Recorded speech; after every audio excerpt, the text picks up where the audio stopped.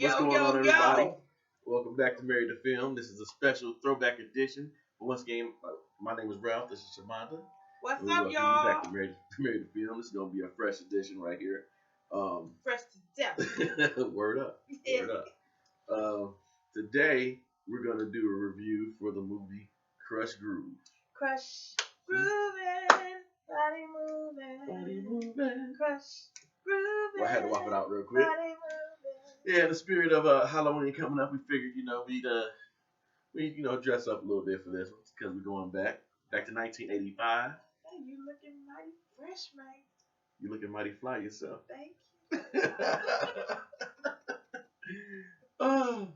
So it was directed by Michael Schultz. Now, Michael Schultz is the same cat Yeah. that did Car Wash Talk to me. and Coolie High.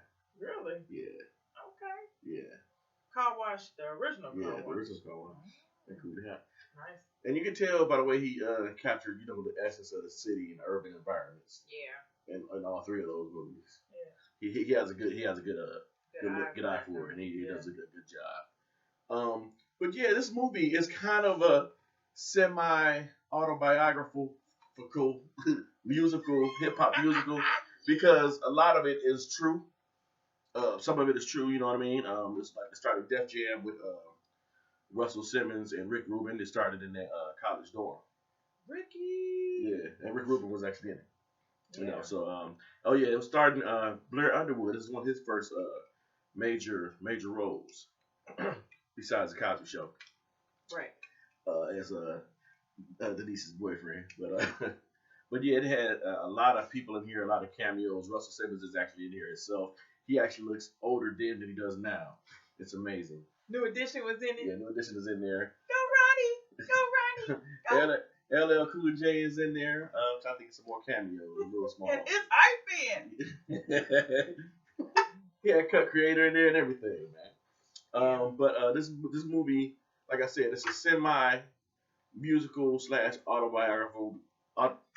You know what I'm trying to say? Good God Almighty. It follows them starting the record label, and this one instead of Def Jam, it's Krush Groove. Yeah.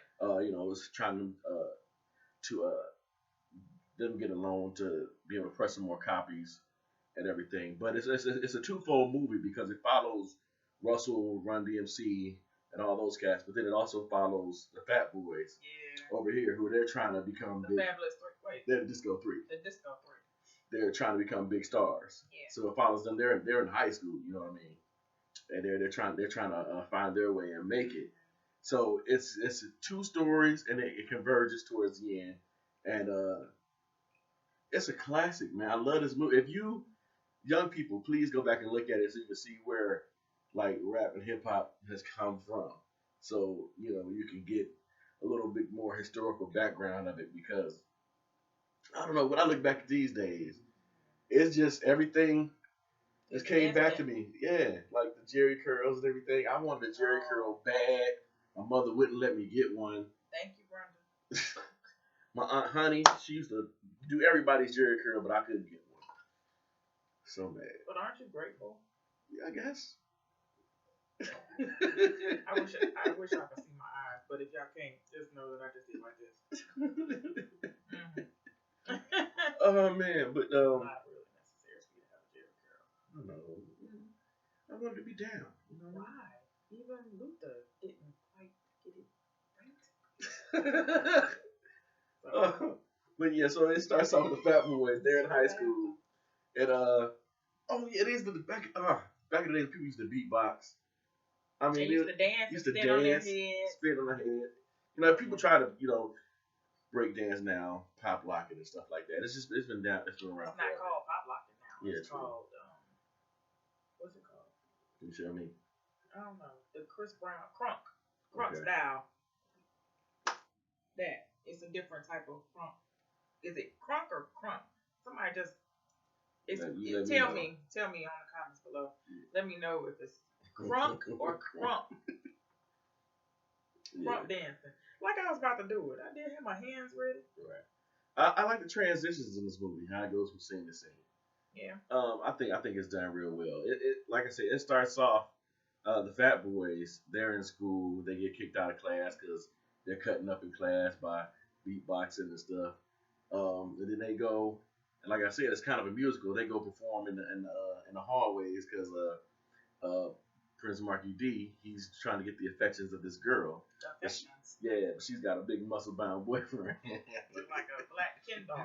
Right. So so you got all that aspect of it, and they're trying to get to this famous bar called the Disco Fever.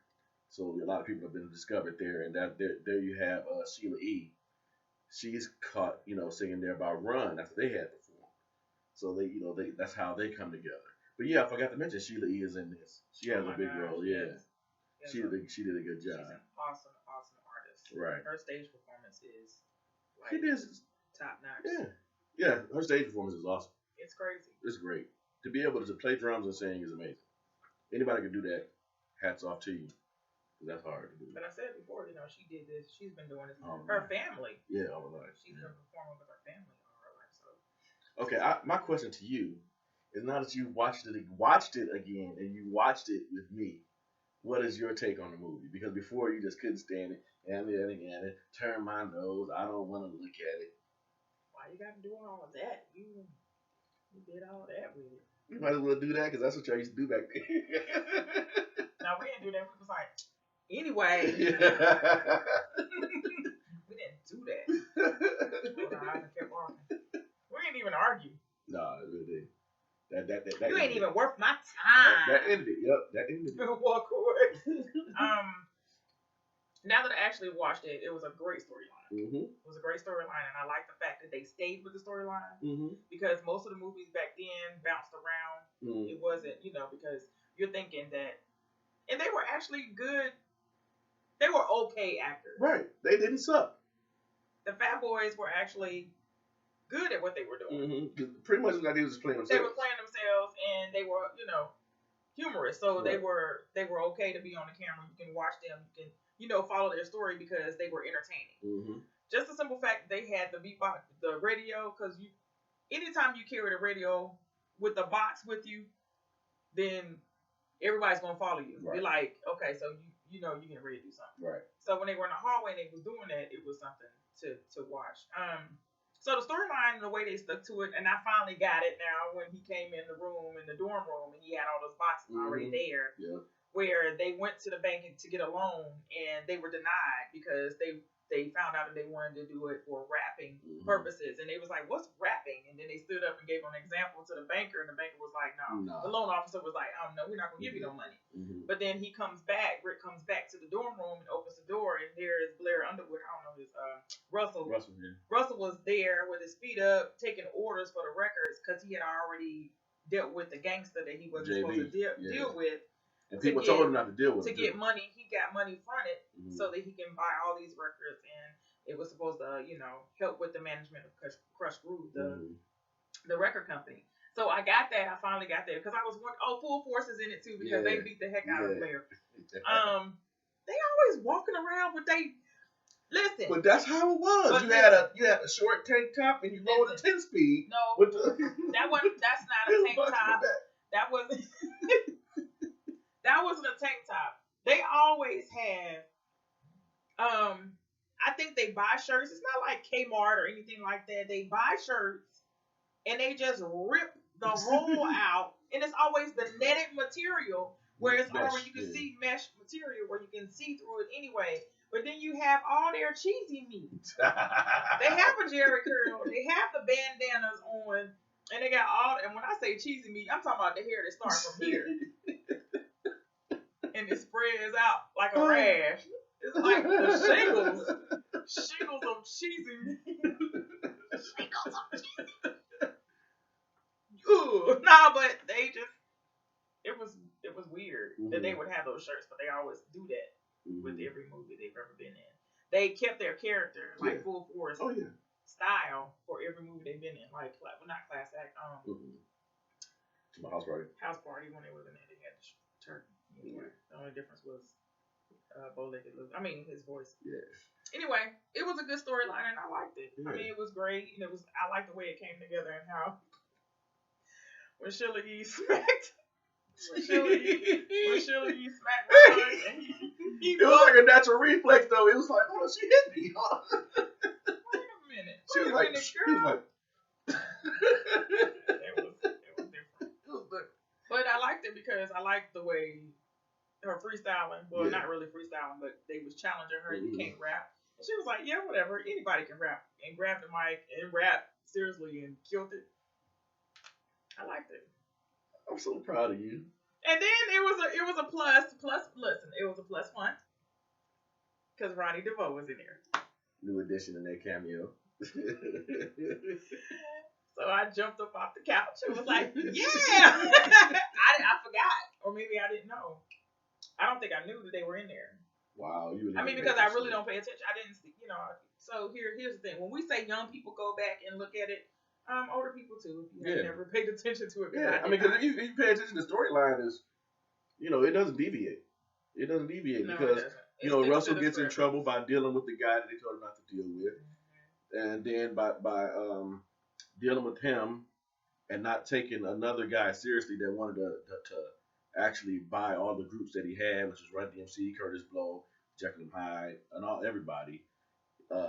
Run went and dealt with him by himself, so Russell wasn't able to come up with money to pay the guy back and things like that. So and then there was a conflict between Russell and Run. They got into a big fight. I love that part for some reason. I don't know. Yeah, but I like back to Run. Back on then. Run, man. For some reason, man, I liked his acting in this movie. I really did. He was awesome. But he I don't think it was too hard for him. He's probably just playing himself. He's probably feeling himself back then. Who wouldn't be? Yeah, he was walking around when he had that stack of money. It was real. It was real. That was real paper. That was real paper, and I believe he was there. They didn't have to rent it. Right. They didn't have to rent the money. Hello, artists today. Yeah. Make your own money for real. He had a whole ball of money. Like, just hey, what do you need? Mm-hmm. Hey, I got this, and the music in this is great. The soundtrack. I mean, you get all the artists you got in here. I thought it was good. Donnie Simpson is in here. Oh yeah. The green-eyed man himself. And AJ, what was it? AJ what was his name? Andre Harrell. Sorry. Andre Harrell was there. Yeah. Skinny self, and he was dancing like crazy. Okay, so we got to give a shout out to the extras in the movie. Oh yeah, it was some extras being extra. They were on the wall in the club getting it. Yes. Like, dude, done dropped to the floor. The camera was on him, and it was like somebody was standing there doing their part or whatever. And I guess he realized the camera was over there. He was like, dropped to the floor and everything. That was funny. The crowd was hype. I guess as far as them being coached into being hype, they didn't have to do it. It looked like they had to be. It looked like it was real. It was like, you want to come and be in this movie. Come and be in a movie, and all you have to do is just be hyped. Right. And they killed it. It was not like 106 in Park. They didn't have to be coached to do it. Because 106 in Park people, they was like, if they didn't know the song, they let you know. Yeah. That one was Snoop. That the one was Snoop. He was like, y'all don't know this song? I always remember that. I was like, these people. So when we say young people, we're talking about people that, let's say, what's the legal drinking limit now? 1996? Oh, God. I think so. Ew. Yeah. So therefore. Yeah. Those that are born in 1996 and 1990. And you know what's crazy too? A lot of the people that were in this movie are still around and legitimate to this day. Yeah. Blair Underwood. Russell Simmons looked Russell. old in the movie, but he looks younger today. You know what I mean? Yeah. Even Rick Rubin, because Rick Rubin, he did 99 Problems for Jay-Z. That was him. I mean, but when you have something that you're passionate about, you're gonna stick with it. And when they say, it's not a cliche for them to say, make your passion your paycheck. Yeah, that's true. We do this for fun. Mm-hmm. We do this for fun. We do this for fun because we like movies, and we're not trying to think about a paycheck from it. We're just doing it because we love to do it, and we love your feedback. So I don't know. I mean, because it was a 1984 tag. It actually came out like this week in 1985. Oh, okay. Well, shout out to them. Yeah. All right, shout out to Krush Groove, 1985. Retro. So, like we said, in the spirit of like Halloween, look, we are literally dressed alike. When I got this on, I just feel like I have to whop it out. I can't To. stop. Just sorry. I just wanted to. Hey.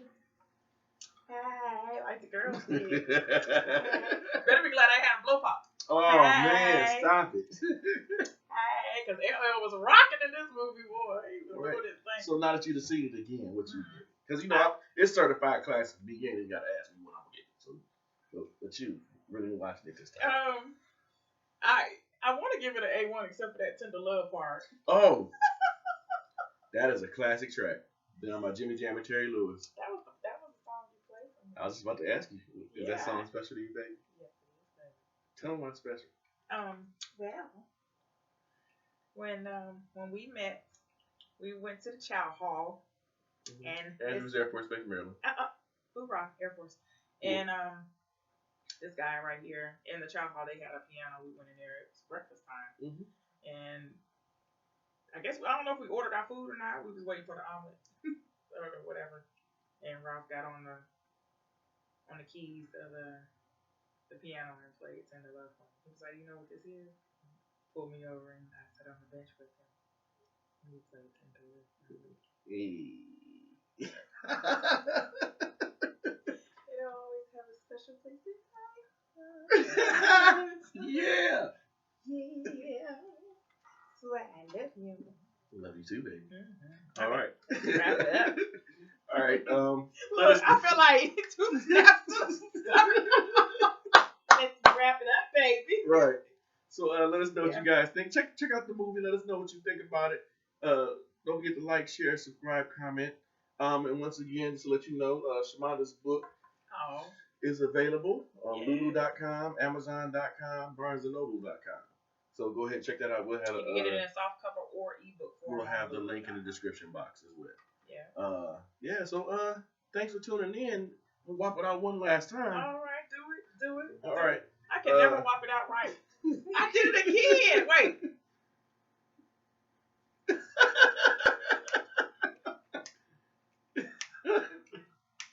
You know when you have to think about it now, I'm lassoing. Oh my God. Okay, we're gonna go. All right, we love y'all. We love you. See y'all next time. Love